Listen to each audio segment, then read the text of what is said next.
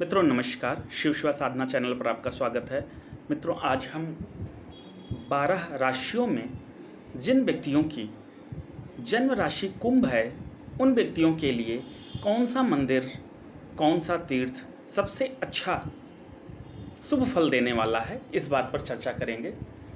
मित्रों 12 जो ज्योतिर्लिंग हैं, ये हर ज्योतिर्लिंग किसी न किसी स्पेशल राशि को अधिक लाभ प्रदान करते हैं, क्योंकि उस ज्योतिर्लिंग की जो ऊर्जा है वह इस राशि की स्पेशल ऊर्जा से बहुत ही अधिक मैच होती है, समतुल्य है, जिस कारण उस अलग अलग राशि के लिए अलग अलग ज्योतिर्लिंग का बहुत अधिक महत्व हो जाता है। वैसे तो कोई भी ज्योतिर्लिंग का दर्शन आपको निश्चित तौर पर शुभ फल ही देता है, क्योंकि आपके शरीर पर उस ज्योतिर्लिंग की जो पॉजिटिव ऊर्जा है, जो सकारात्मक ऊर्जा है, उसका प्रभाव पड़ता है और आपके शरीर की जो नकारात्मक ऊर्जा है वह नष्ट होती है, जिसके चलते आपके जीवन में आ रहे अवरोध, आ रही परेशानियां, आ रहे कष्ट, दुख, विपत्ति सब नष्ट हो जाते हैं और आने वाला समय आपके जीवन का शुभ समय बन जाता है।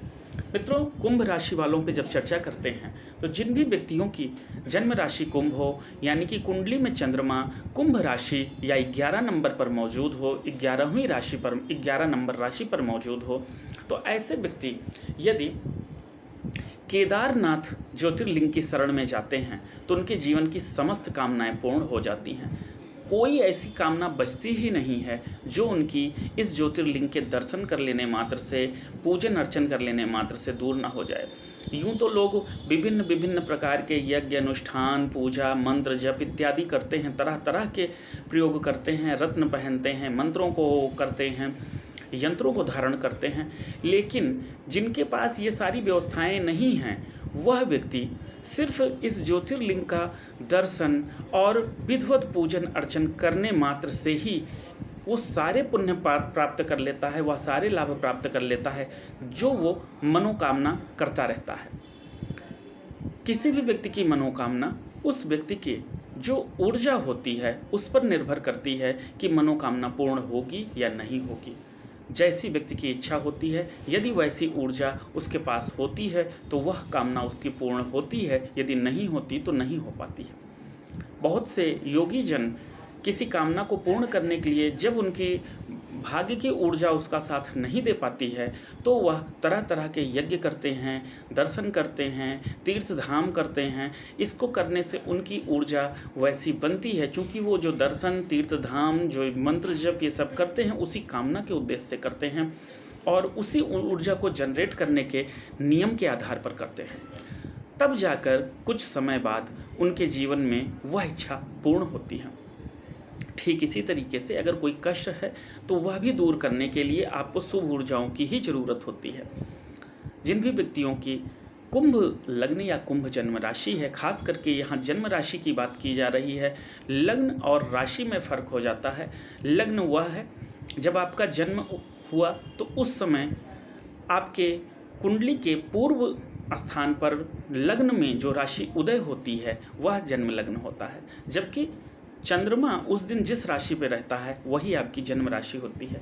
जन्म राशि को अधिक इसलिए महत्व दिया जा रहा है क्योंकि जन्म राशि का सीधा प्रभाव आपके मन से होता है, जिसके कारण जैसी भी स्थितियां बनती हैं उसके जिम्मेदार कहीं ना कहीं आपका मन होता है।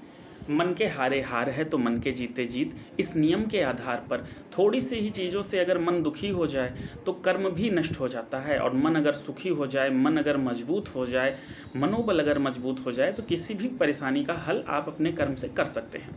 यानी हर कंडीशन में मन मजबूत रहना चाहिए, बलवान रहना चाहिए, मन कभी भी कमज़ोर नहीं पड़ना चाहिए।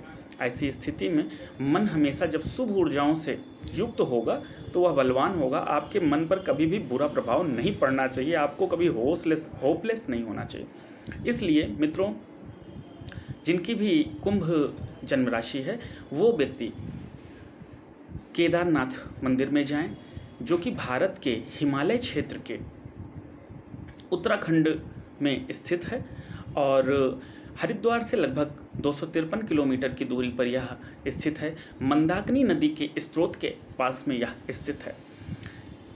इस केदारनाथ की जो विशेषता है वह अपरंपार है। कहते हैं पांडवों ने इसका निर्माण कराया था पुरातन काल में। बहुत ही प्राचीन मंदिर है, स्वयं महादेव यहाँ पर विराजमान रहते हैं, ऐसा हमारे वेद, हमारे पुराण, हमारे शास्त्र की मान्यता है। मित्रों, आज के लिए इतना ही। जब आप वहाँ जाएं तो वहाँ के नियम के अनुसार पूजन अर्चन अवश्य करें। परिक्रमा का जो नियम है उस नियम के तहत परिक्रमा करें।